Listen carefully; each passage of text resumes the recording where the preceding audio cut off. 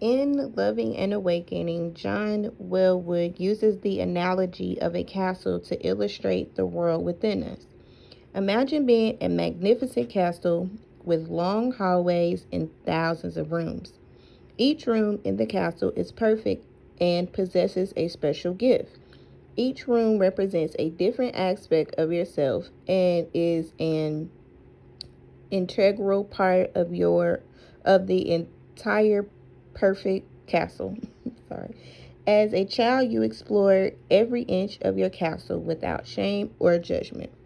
Fearless, Fearlessly, you search every room for its jewels and mystery. Lovingly, you embraced every room, whether it was a closet, a bedroom, a bathroom, or the cellar. Each and every room was unique. Your castle was full of light, love, and wonder.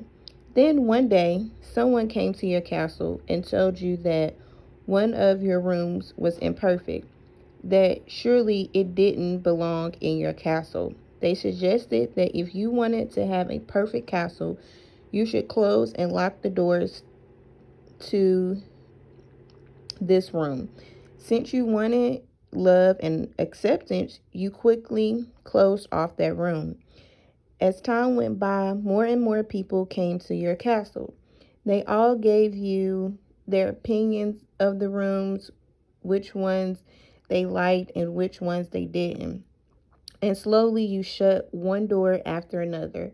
Your marvelous rooms were being closed off, taking out of the light and put into the dark.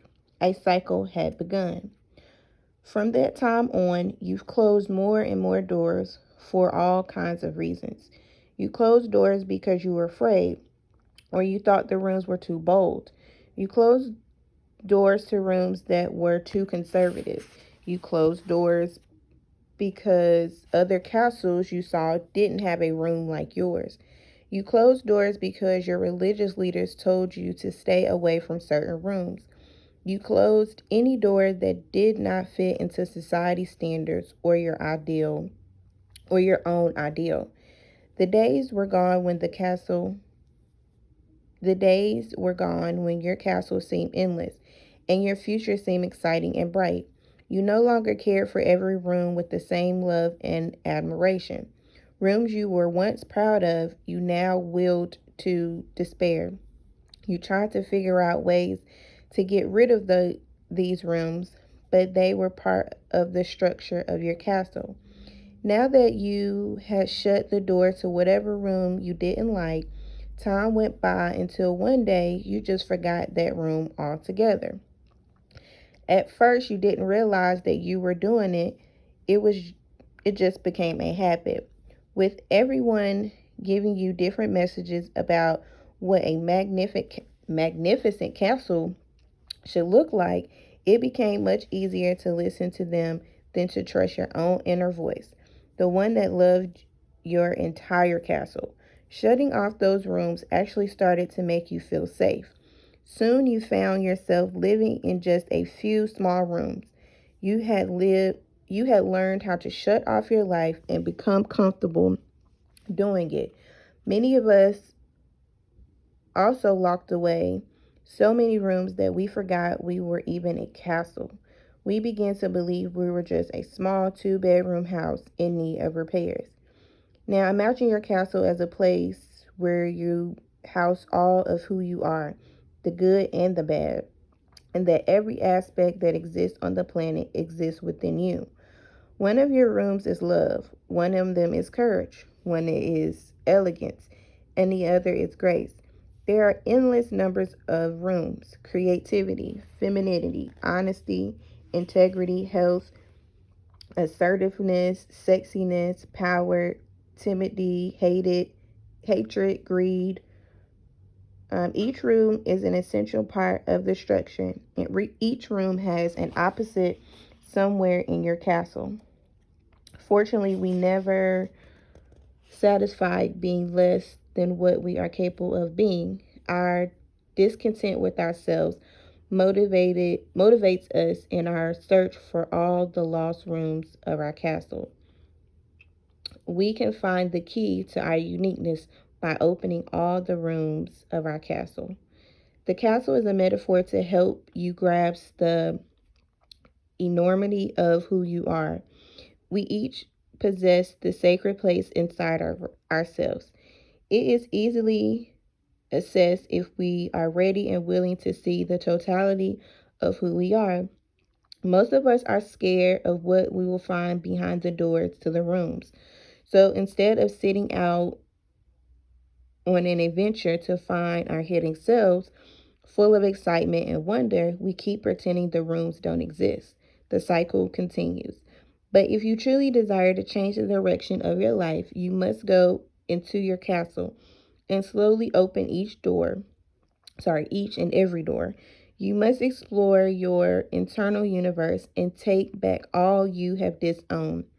Only in the presence of your entire self can you appreciate your magnificence and enjoy the totality and uniqueness of your life.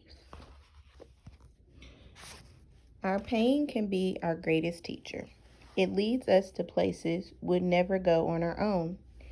How many people would choose to spend 20 years in pain so they could find and fulfill their soul's journey?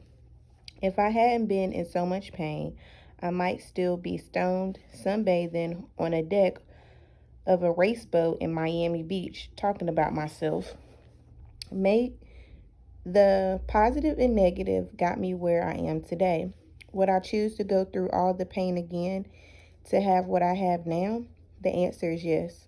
I bless my past and my pain. But before I embraced my darkness, I hated it. I resented pain, and I resented others who seemed to live without it.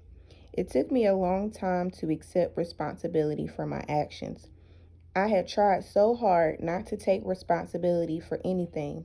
It wasn't until I was ready to look at a higher version of my life that I realized God was trying to teach me something and that I had a special gift which I would find only if I went through the darkness.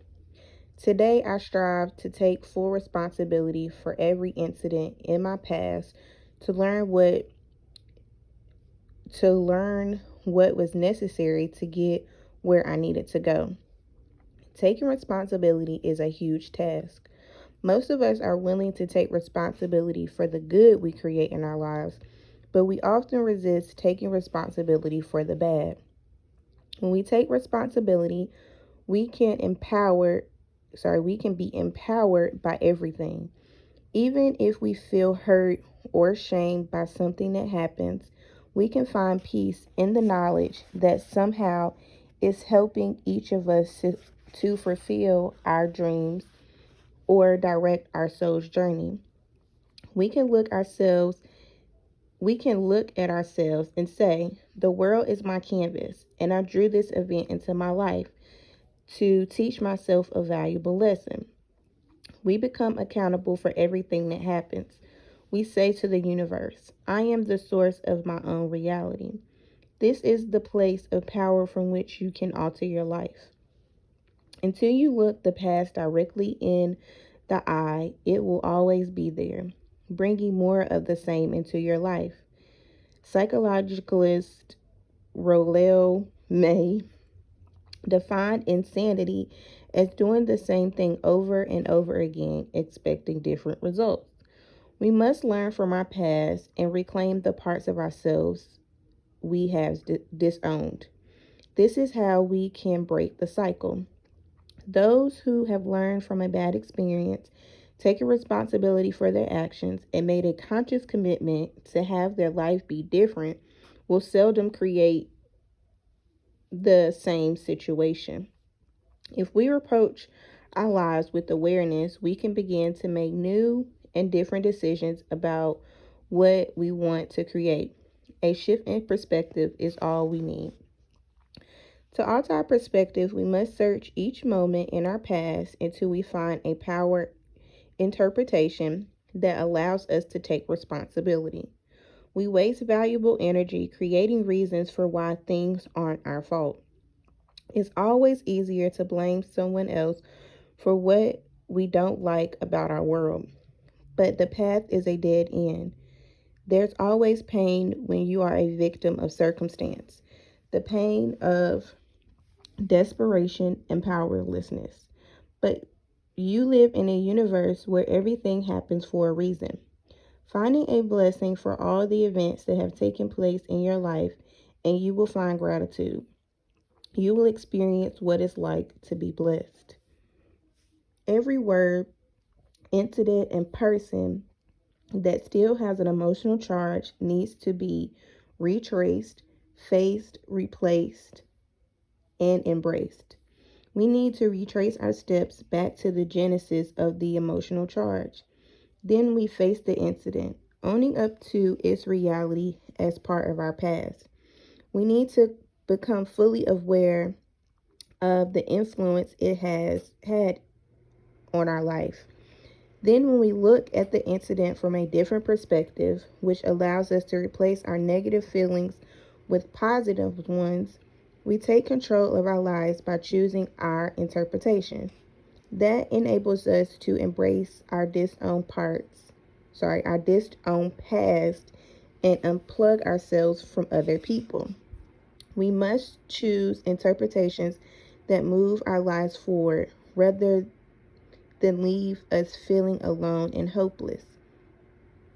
It's my belief that inventing a new interpretation is the simplest way to transform something negative into something positive.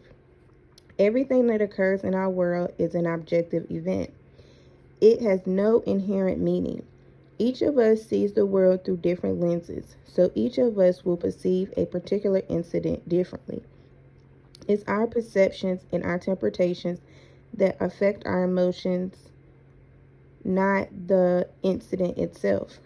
It's our perceptions and interpretations that deny responsibility and lay blame. Who do you blame for your selflessness, your addictions, your failures? Now is the time to stop being a victim. Accept responsibility, and you will accept your selflessness, your addictions, and failures. You will also unleash your generosity, your grace, your divine right to have it all. Each of us has to come to terms with how we're affected by holding on to an old, unevolved view of ourselves and our lives. Each of us has to make a conscious decision to alter our world by altering our interpretations. Shift your interpretation of a word, and not only will it lose its negative charge, it will return your own power to you. Here is an exercise that will help you alter your interpretations. I will take a word that has an emotional charge, which I still don't want to be called. The word to create a new interpretation for is ugly. I go back through my memories and find an early incident in my life that caused me pain and form my judgment around ugliness. When I retrace, I remember my father used to tease me, calling me pig nose and Bucky. When I was a little girl, when I was a little girl, my interpretation, my father doesn't love me and he thinks I'm ugly. I know this feeling has haunted me, so now I must choose to face the incident. I allow myself to experience the feelings of pain, humiliation, and shame. I still attach to those moments and to that word. Then I began to create a new interpretation of the event in order to embrace ugly. Now I can look at all the interpretations and see which ones make me feel good and which ones make me feel bad. And I can choose to replace my old negative interpretations with new interpretations. I always ask myself, does this interpretation empower me or disempower me? Does this interpretation make me feel weak or strong? If you have an inner dialogue that disempowers you, it won't change until you yourself replace it with a positive, powerful internal conversation. But some of us are very strong-willed, and our addiction to the pain and suffering won't allow a new interpretation. This is why it's so important to write things out and look at every single way you might perceive a particular incident. Just the act of writing down the words shakes the loose of emotions that are tied to the incident. When you are willing to have some fun and play with our interpretations, we can re examine our choices. When we bring them out of the darkness into the light, they can be healed.